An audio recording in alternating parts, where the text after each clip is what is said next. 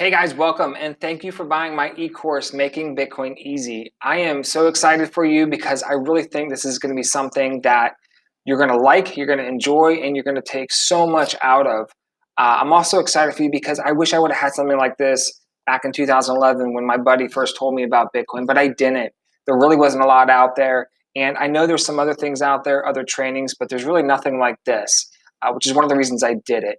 You're not going to find everything in one place like I have it here, and hopefully as easy as possible. That's one of the biggest things I hope you get out of this, is that you finally feel like you understand Bitcoin. By watching and engaging with this e-course, you have an opportunity to learn about Bitcoin faster than you would had you try to do it on your own. Even if you've already been looking into Bitcoin and maybe even studying about it, I truly believe that by engaging and watching this e-course and really tackling it and going at it and do it in such a way that's fun, that isn't boring, okay, and that doesn't take forever. This isn't something like 40, 50 hours long. I've tried to condense this, everything that I feel like you need to know, everything that I've learned in just a few hours, okay? So if there's one downside, it's the fact that it's dense, and I'll talk about how you can overcome that in just a minute. So here are a couple general notes to how to get the most out of Making Bitcoin Easy. So how do you best utilize this e-course? Really, there's no wrong way or there's no perfect way. If you see something that stands out to you in the course curriculum and you're looking through, go to that first. If it's something you've always wanted to know and you see it in the most common questions, jump to that section first and go and watch that. That's great. That's fine. The only thing that I would really recommend is if you're interested in investing in Bitcoin and you want to watch that first, I would wait until you watch the Making Bitcoin Easy section that goes into what Bitcoin is, how it was created, who made it, before going into the investing in Bitcoin. Because that's, again, one of the biggest reasons I'm doing this, is because I see so many people go or jump right into investing in Bitcoin without having a good understanding.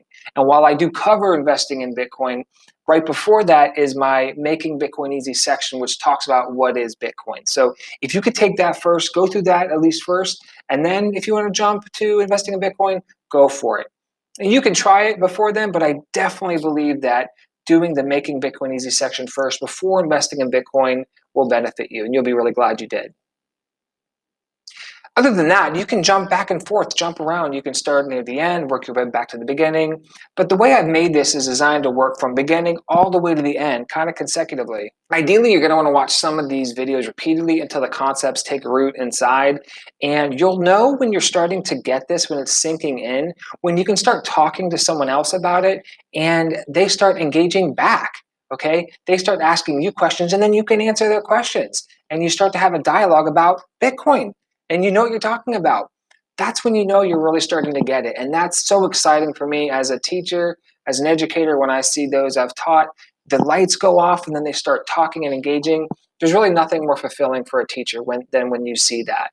And so it might be a good idea to take a buddy, a friend, a sibling, a spouse, a boyfriend, girlfriend, partner, whomever, someone that you're close to, someone that will be patient with you and say, hey, I'm learning some of these things about Bitcoin and I may not know a lot, but can I share a couple of things about what I'm learning about and see what they say and just start talking to them. Sooner than later, they're going to start picking up what you're learning. And again, they're going to engage you back. And that is really the best way to learn, is when we can engage with others and actually do it ourselves.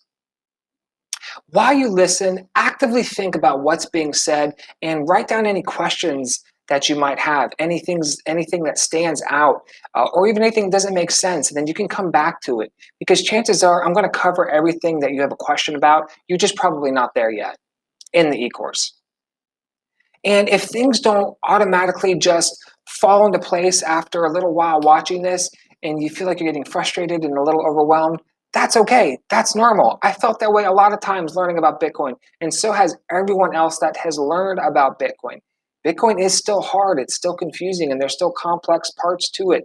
And some of these technologies were added together to make something new that we've never seen before. So it will take time. You will at times feel like this is a lot, like you're drinking from a fire hydrant.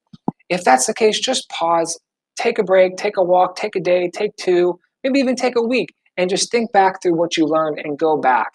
Because chances are, once you give your brain a little bit of time, sleep on it a couple nights, things will start to take root. And you'll have those notes to go back to and the things that stand out, which will really help you.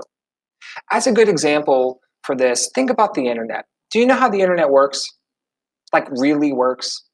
I don't, but I don't have to, and neither do you. We can use the internet without fully understanding it. Bitcoin's the same, okay? This isn't a deep, deep technical dive into how Bitcoin works and the inner workings of all the math, the algorithms, the Python code. It's not. This is just a basic level of understanding Bitcoin so you can talk about it with others, you can understand it, why it matters, and where it's going in the future, and have a good, confident understanding of that, okay? And the same thing is for the internet. I don't have to know everything, and neither do you about it, but we just need to know enough to get through to use it. Because either way, Bitcoin, blockchain technology is here to stay. It's not going anywhere, and it's only going to become more part of our society as we go. It's very possible that if you have a question about something and you don't see the answer to it immediately, that I'm going to cover it later on. Again, I've tried to come at Bitcoin from different angles at different time periods of how we're thinking about Bitcoin and how we're learning it, because that's how it worked best for me. And when I've taught others about Bitcoin, that seems to help them the best, because we all kind of operate and learn a thing a different way. So definitely feel free to jump around and look through and rewatch different sections as you feel comfortable, and pause and think about things. Altcoins, a word about altcoins. An altcoin is just anything that's not Bitcoin. That's a cryptocurrency, the other cryptocurrencies. So if you're really passionate about another altcoin other than Bitcoin, that's fine. I've invested in a lot of them as well, about 20, 25 of them.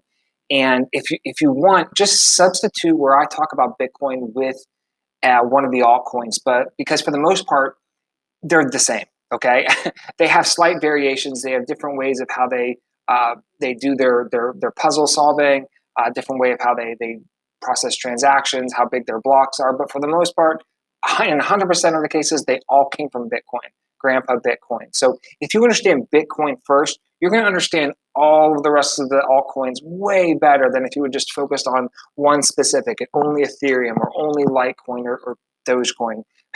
But either way, just you can substitute in many cases where I talk about Bitcoin with one of those, because they are very similar. US dollar. So when I talk about the US dollar, you can also swap out that with any of the other fiat currencies like the euro or the yuan. That just means faith by faith, the fiat currencies. It's issued by the government. In fact, it's one of the reasons why we're here in the first place and why we have Bitcoin, is because of what fiat currencies have done and what they haven't done.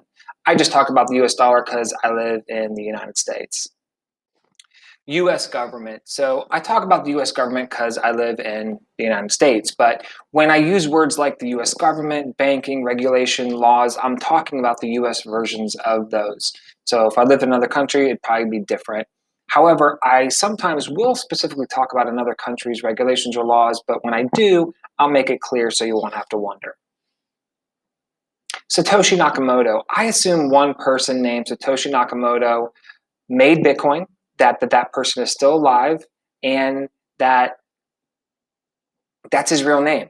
I don't know if that's the case. A lot of people think it's another person or a group of people or a security agency like the NSA. I don't know. What I did do, though, in the Making Bitcoin Easy section is I have a subsection, a subheading called Who Created Bitcoin and Why? And I give some of the most popular theories about what people think who Satoshi was, and if it was a group of people, who they might be. So if you're particularly interested in that, you can even start there. Concept overlap. These concepts overlap intentionally. There's a couple reasons. One, repetition is the mother of all learning, so there's that. But also, when I talk about Bitcoin, I come at it, like I already mentioned, from different angles. So when I talk about what is Bitcoin, I'm specifically talking about the definition of what is Bitcoin. When I talk about how it's used, I'm talking about how Bitcoin is used. But sometimes you'll hear, when I'm talking about how it's used, about some of the things that make it up. So you'll see, well, there's some overlap there, and that's fine. That'll actually help you understand it because it's repetition and because I'm coming at it from a different angle that's related but actually different. And it should help you better understand and learn Bitcoin and make it easy to understand Bitcoin above all. And so that's it. Let's go ahead and jump right in. I am really excited. This first section is called My Bitcoin Story. So I get to tell you where it all started, how it went, and how it got me here today.